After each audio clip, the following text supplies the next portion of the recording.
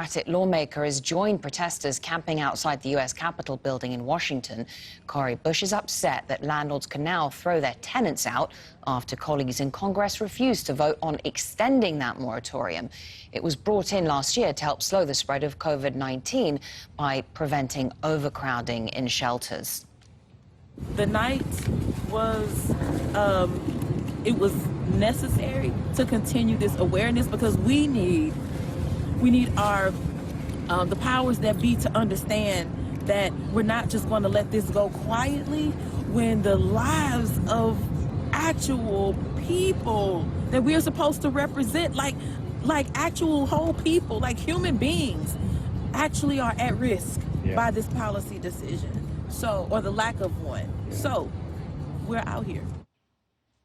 Al Jazeera's Shihab Rutansi is following the story in Washington and joins us now. So, obviously, Shihab, this could have consequences for millions of Americans. Why did lawmakers there allow this ban on evictions to expire?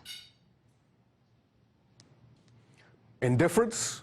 I mean, that's certainly the conclusion of a lot of the progressive members of Congress, like Cori Bush, like Alexandria Ocasio-Cortez, who argue, look, this is completely the result of Democratic leadership utterly failing. They control the House of Congress, they control the White House, and yet they did nothing. We knew this was going to happen for a month. A month ago, the Supreme Court said that the CDC had overstepped its authority when it instituted this moratorium on evictions. And we should be clear, it's a moratorium on evictions. It wasn't rental forgiveness. So what that means is now millions of people have months and months and months of back rent to pay with interest. And for many of them, it was, it's hard enough on a paycheck to actually make 1 month's rent, let alone 6-7 months' rent. And yet we knew this was going to happen, and yet the White House and Congress, it now appears, did absolutely nothing. It was only on Thursday that the White House said, well, we can't wait to see what Congress has come up with as they solve this problem, to which the congressional leadership said, what?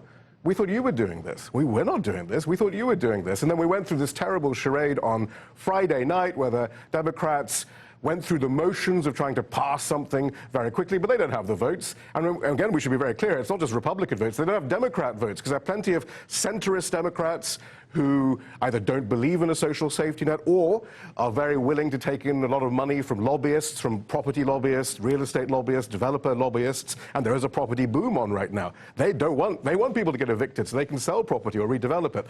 So they didn't get anywhere, and then they just went off on holiday for August.